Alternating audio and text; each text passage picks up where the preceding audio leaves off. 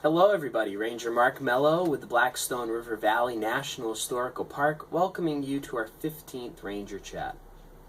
Music has always served as a way to help people cope and deal with loss.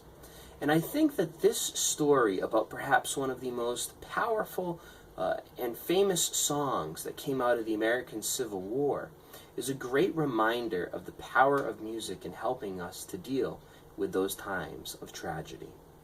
When the American Civil War broke out in 1861, thousands of young men from across the North flocked to join the ranks of the Union Army.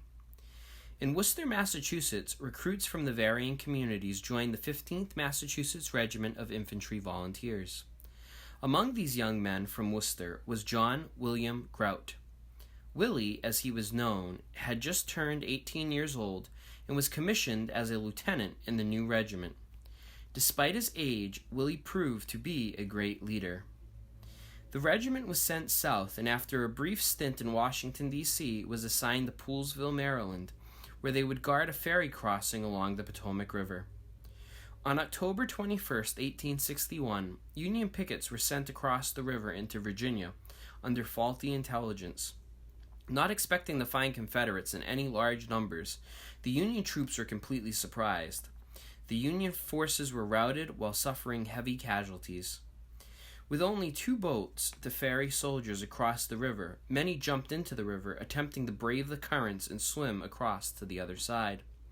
Many drowned, and some became the victims of Confederate gunfire as they swam. Among these killed was young Willie Grout. His body washed up 2 weeks later and was sent home to his family. In many northern states, the practice of celebrating Thanksgiving was popular, even before President Lincoln made it an official holiday in 1863. Willie's family was celebrating a Thanksgiving dinner when his body arrived home for the last time. A close friend of the family, Henry Washburn, was there, and he decided to write a poem to console the family in their grief. 2 days later, the poem was published in the Massachusetts Spy. American composer George Root later came across the poem and composed the melody for it. He created what was perhaps one of the most powerful ballads of the American Civil War, The Vacant Chair.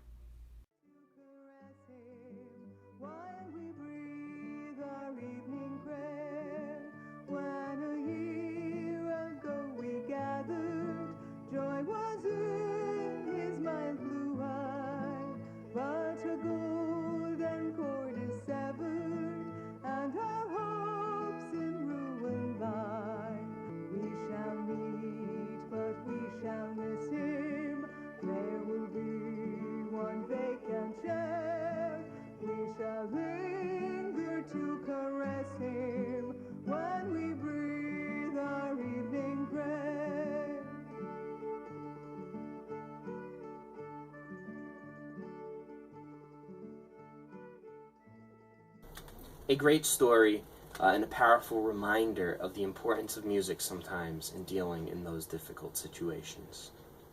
As always, if you have any ideas for topics you'd like to see us cover in the weeks upcoming, please leave those down in the comments below. We'd love to hear from you. With that being said, stay safe, stay healthy, and we'll see you out there along the Blackstone really soon.